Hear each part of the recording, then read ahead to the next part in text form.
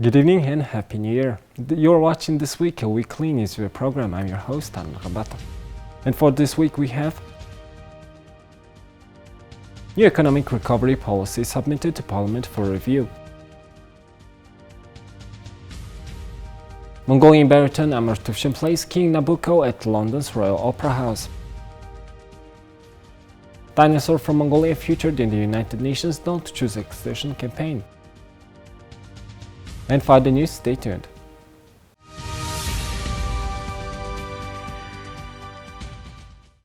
The Royal Opera House in London premiered its production of the Verdi opera Nabucco on December 23rd with Daniel Abados' 2013 staging. The production features Mongolian baritone E.Amartuvshin as Nabucco, king of the Babylonians. Baritone E.Amartuvshin has won numerous prizes from national and international opera competitions, such as second prize for Best Male Singer and a public award from the 14th Tchaikovsky competition, the Grand Prix at Placido Dominguez Operelli International Competition, and the Dame Joan Sutherland Audience Prize at the 2015 BBC Cardiff Singer of the World. In 2021, he was named Opera Star at the International Opera Awards. Today I play the role of Babylonian King Nabucco in the opera composed by the famous Italian composer Verdi in this renowned place, the Royal Opera House. I'm really delighted to be on the same stage with operatic superstars. This performance has been a wonderful experience for me. Nabucco was an instant success at its 1842 premiere with the famed chorus of the Hebrew slaves Va Pensiero taken on an anthemic political resonance that lasts to this day. For this revival of Daniela Abados' 2013 production, Anna Netrebko and Lyudmila Monastyrska share the role of scamming Princess Abigail, and Alexander Vinogradov plays the high priest Zachariah. After the premiere, several international critics reviewed the opera and praised the professionalism, skill and vocal range of E.Amartuvshin. He is currently considered a Mongolian cultural envoy, and we think that he is doing a great job promoting Mongolia on the international opera stage. In 2022, E.Amartuvshin plans to perform in Germany, Belgium and Italy in operas such as Tosca, Aida, Rigoletta and Louisa Miller.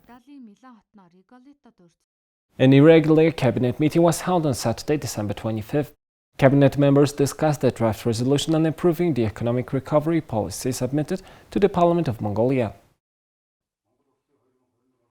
The economic recovery policy is the basis for strengthening Mongolia's economic independence, reducing the negative aftermath of COVID-19, its impact on the local economy, and the implementation of the Vision 2050 long-term development policy. The policy will be based on active partnership between the government, the private sector, and investors. Cabinet also discussed a medium-term program to create positive conditions for improving the economy, infrastructure, and the state's productivity. With the implementation of this policy, cabinet members believe the first stage of goals set in Mongolia's long-term development policy will be met. Average annual economic growth will reach 6% and per capita production will triple. The employment rate is expected to increase by up to 65%, and the middle and upper class is expected to grow by 13% and reach 85% according to economic recovery policy. Prime Minister of Mongolia, E.Amartuvshin, submitted a draft resolution on the new economic recovery policy to Speaker Untitled Chapter for parliamentary review. On Monday, Prime Minister of Mongolia, E.Amartuvshin, submitted a draft resolution on the new economic recovery policy to Speaker of Parliament Untitled Chapter for parliamentary review. The draft was discussed during a special cabinet meeting held on Saturday, December 25th, and cabinet ministers voted to submit it to Parliament. Cabinet believes the economic recovery policy will be the basis for strengthening Mongolia's economic independence, reducing the negative aftermath of COVID-19, its impact on the local economy, and the implementation of the Vision 2050 long-term development policy. The policy will be based on active partnership between the government, the private sector, and investors. Cabinet also discussed a medium-term program to create positive conditions for improving the economy, infrastructure, and the state's productivity. With the implementation of this policy, cabinet members believe the first stage of goals set in Mongolia's long-term development policy will be met. Average annual economic growth will reach 6% and per capita production will triple. The policy projects that the employment rate will increase by up to 65%, and the middle and upper class is expected to grow by 13% to reach 85% of the population. The 110th Jubilee of the victory of the National Liberation Movement and the restoration of independence of Mongolia is being celebrated on December 29th as a public holiday. On December 29th of 1911, Mongolians put an end to the Manchu domination, which had lasted for more than 2 centuries, restored its independence and consecrated the 8th Bogd as the theocratic monarch of Mongolia. The Day of National Independence has been celebrated since 2011 as a public holiday in accordance with the law on public holidays and celebration. In December 1911, the Mongolian independence was restored, and the proposal to celebrate this day as a national holiday was presented to Bogd Khan. He accepted the proposal and approved the public celebration of this day with his stamp, as we can see here. Historians consider the revolution of 1911 as an important event in the history of Mongolia, which helped it regain its independence from the Qin dynasty. This revolution of 1911 is the turning point for the rebirth of Mongolia and the moment of the declaration of a sovereign independent nation to the international community. There are 22,000 school-aged children in Darkhan province. This number is expected to increase in the upcoming years. Therefore, the government of Mongolia decided to boost the construction of a new school building with a capacity of 960 students, thereby improving the overall accessibility to education. This year, the government of Mongolia has approved the Education 2032 program, and by 2024, governmental organizations and private organizations jointly plan to put into operations at least 5 new school buildings. One of the 5 schools is a school for 960 children in the 15th district of Darkhan province. Representatives of the MNB Construction Company and the Asian Development Bank meet with Darkhan province authorities to launch the construction project. We believe that this project to improve the quality and accessibility of educational institutions in difficult economic times will help increase access to education. I hope that the construction of the school will continue without any obstacles and that the school construction project will be completed on time. In the current situation, we have an urgent need for the school building. Over the past 8 years, we have focused on kindergartens and we have established a total of 17 new ones. Funding for the 960 students school will come from an agreement between the government of Mongolia and the Asian Development Bank to improve the quality and access to education in times of economically difficult situation. Construction is scheduled to begin on April 1st, 2022 and should be completed by October 31st. It is planned that at least 70% of the construction work will be done by the local workforce. The production of construction materials will also be contracted out to factories in Darkhan province. We have asked the governor and local authorities for help in this regard. Construction will be carried out on 1 hectare plot. Landscaping around new school building will be also part of the project. The United Nations Development Programme brought a ferocious talking dinosaur from Mongolia all the way to the United Nations headquarters to urge more climate action from global leaders in a short film launched as the centerpiece of the global Don't Choose Extinction campaign. The Mongolian version of the film features the voice of Mongolian actress Hatun Chimik and puts a spotlight on the climate crisis. Bursting into the iconic General Assembly Hall, famous for history-making speeches by leaders from around the world, the imposing dinosaur tells an audience of shocked and bewildered diplomats and dignitaries it's time humans stop making excuses and start making changes to address the climate crisis. At least we had an asteroid. What's your excuse? You're headed for a climate disaster, and yet every year governments spend hundreds of billions of public funds on fossil fuel subsidies. Imagine if we had spent hundreds of billions per year subsidizing giant meteors. That's what you're doing right now. Think of all the other things you could do with that money. The UNDP's Don't Choose Extinction campaign and film shine a spotlight on fossil fuel subsidies and how they are canceling out significant progress toward ending climate change and are driving inequality.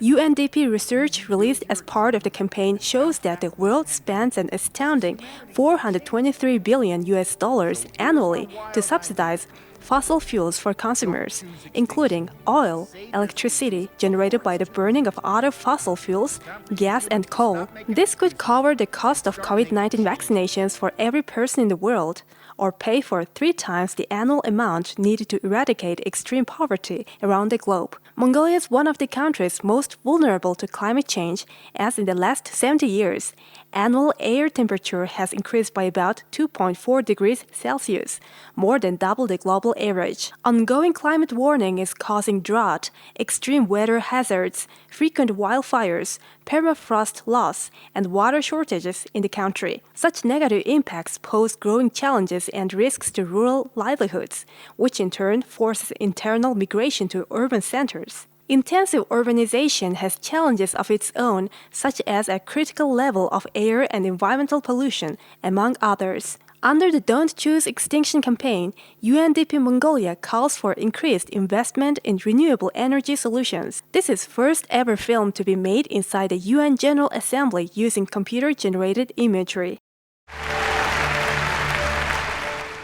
Now let's take a look at Mongolia's current affairs that happened for the past week.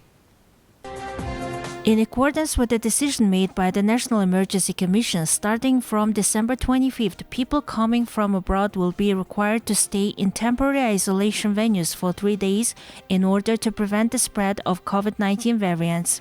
No isolation fees will be applied for children aged 0 to 3 years old. A fee of 50,000 Mongolian Turks will be applied for children aged 4 through 12, and people over the age of 13 will be charged 100,000 Mongolian Turks. Payment will be made at the hotels and other isolation venues. For hotel stays, people also can choose to stay at the Ibis, Torshan, Kempinski, and Novotel at the hotel's own rates.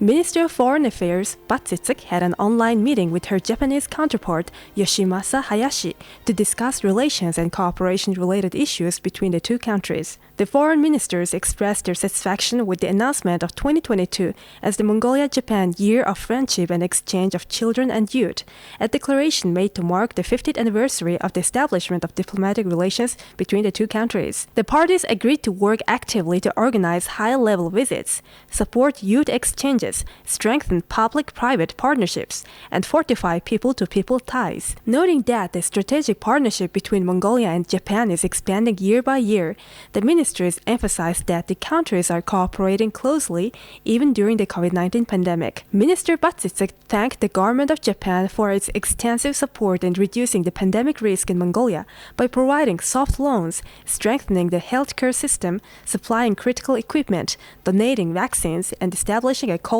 chain system. A mid-term program for cooperation in 2022 through 2025 is expected to be approved by both countries next year. The two sides reaffirmed that the parties will also strengthen cooperation within the UN and international organizations. Director General of the Department of Asia and the Pacific at the Ministry of Foreign Affairs, Sarantos, held an online meeting with Vilot Saundala, Director General of the Asia, Pacific and Africa Department at the Ministry of Foreign Affairs of the Lao People's Democratic Republic. The department directors discussed the joint celebration of the 60th anniversary of the establishment of diplomatic relations between Mongolia and Laos and current issues of bilateral relations and cooperation. Mongolia established diplomatic ties with Laos on September 12, 1962. They talked about organizing a series of events to promote the history of bilateral friendly relations to the people of the two countries and to identify areas for cooperation in the future. They agreed to hold an intergovernmental meeting and consultative meeting of their foreign ministries next year, which were postponed due to the pandemic. Postage stamp commemorating the 30th anniversary of the establishment of the United States Peace Corps program in Mongolia and the arrival of its first volunteers was unveiled during a ceremony at the Ministry of Foreign Affairs. Akhbayr, State Secretary of the Ministry of Foreign Affairs, Michael Kalichevsky, Ambassador of the United States of America to Mongolia, Kim Mansaray, Country Director of Peace Corps Mongolia, and Akhbatar, CEO of Mongol Post GSC, attended the opening ceremony and made remarks. Currently, a total of 1,429 Peace Corps volunteers have served in all 21 provinces of Mongolia. The Peace Corps has implemented short and long-term projects in education, health, community-based child and youth development, business development, environmental preservation, and non-governmental organization development, primarily teaching English as a foreign language for many years and making a valuable contribution to the social development of Mongolia. The stamp can be purchased from Mongol Post JSC.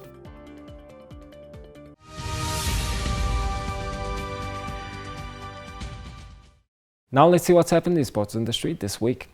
Honored athlete of Mongolia, E.TSENDBAATAR had his first fight in professional boxing against Russian athlete Soslanbayev on December 24th. E.TSENDBAATAR won his fight and won the WBA Asian Championship belt by judge's decision.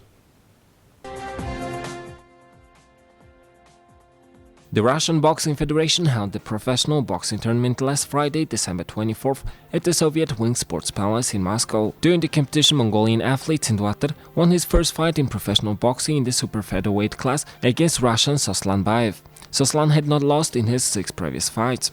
E.TSENDBAATAR, a 25-year-old bronze medalist at the World Amateur Boxing Championships, traveled to Moscow earlier this month to train. Soslanbayev, a young Ossetian who fought him, fought 6 times in the professional boxing ring and had won all of them. E.TSENDBAATAR wrote on his Facebook page on Sunday, "I will win all belts. There will be another fight in February." E.TSENDBAATAR won a bronze medal at the 2019 Amateur Boxing World Championships, as well as gold medal at the 2018 Asian Games in Jakarta and a gold medal at the 2019 and 2021 Asian Championships.